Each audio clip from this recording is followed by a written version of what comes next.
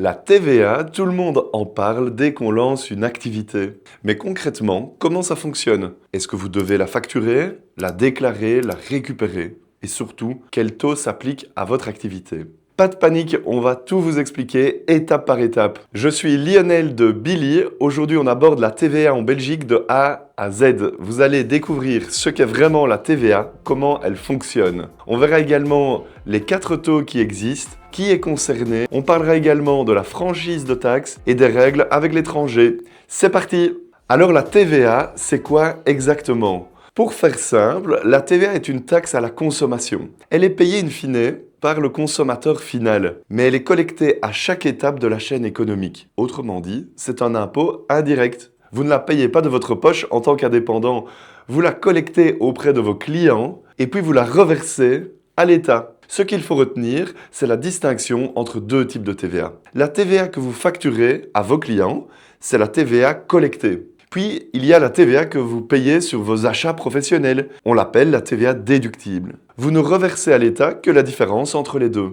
Voyons ça avec un exemple concret. Un graphiste indépendant achète un logiciel 121 €, TVA comprise, soit 100 € hors TVA et 21 € de TVA. Il facture ensuite une création à son client 484 € TVA comprise, soit 400 € hors TVA, 84 € de TVA. Il reverse donc à l'État 84 € moins les 21 €, donc 63 €. Ce mécanisme est essentiel.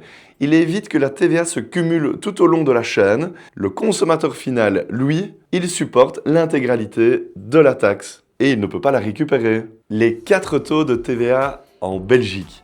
Il n'y a pas un seul taux de TVA en Belgique. Il y en a 4 et le taux applicable dépend de la nature de votre activité. Le taux de 21% est le taux ordinaire. C'est le taux par défaut si aucun taux réduit ne s'applique. Le taux de 12% concerne notamment la restauration sur place ou l'hôtellerie. Le taux de 6% s'applique aux produits de première nécessité, à l'alimentation, aux services agricoles ou aux travaux de rénovation sur des habitations de plus de 10 ans. Enfin, le taux de 0%, il existe pour certaines publications périodiques et digitales sous certaines conditions. Petit exemple pour illustrer. Un restaurateur facture 12% sur la consommation de nourriture sur place, mais il va facturer 21% sur les boissons qu'il vend et 6% sur les plats à emporter. Un même indépendant peut donc être soumis à plusieurs taux différents selon ses activités. Qui est concerné par la TVA? Alors, est-ce que vous êtes assujetti à la TVA?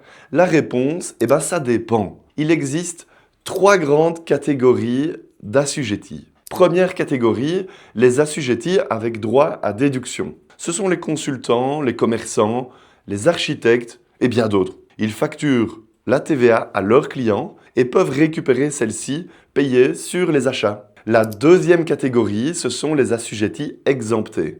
Ce sont typiquement les médecins, les kinésithérapeutes, les dentistes par exemple. Ils n'appliquent aucune TVA sur leurs prestations, mais en contrepartie, ils ne peuvent pas non plus la déduire sur les achats. La troisième catégorie, ce sont les assujettis mixtes. Imaginez un médecin qui réalise à la fois des prestations thérapeutiques et des prestations esthétiques. Il exerce des activités à la fois soumises et à la fois exemptées. Sa situation est donc dite mixte. Et puis, il y a les non-assujettis, un particulier ou une ASBL pour des activités non économiques par exemple. Ils ne facturent pas de TVA et ils ne peuvent pas non plus la récupérer. La franchise de taxes, c'est pour qui? Vous avez peut-être entendu parler de la franchise TVA. C'est un régime simplifié, adapté aux petites activités. Concrètement, si votre chiffre d'affaires annuel ne dépasse pas 25 000 € hors TVA, vous pouvez opter pour ce régime. Sous la franchise, vous ne facturez pas de TVA à vos clients. Mais attention, vous ne pouvez pas non plus la récupérer sur vos achats. Alors, est-ce que ce régime est toujours avantageux? Pas forcément. Ça dépend surtout de votre type de clientèle. Si vous facturez uniquement à des entreprises, donc en B2B, la franchise perd tout son intérêt. Pourquoi? Parce que vos clients sont eux-mêmes assujettis à la TVA. Ils la récupèrent sur leurs achats. Du coup, que vous fassiez une facture avec ou sans TVA, ça ne leur coûte pas plus cher. Par contre, sous le régime de la franchise, vous ne pouvez pas récupérer la TVA sur vos propres dépenses. Cas concret, un consultant facture uniquement à des sociétés il achète du matériel informatique, par exemple pour 3 000 €, TVA comprise. Sous le régime normal, il récupère 521 € de TVA sur cet achat.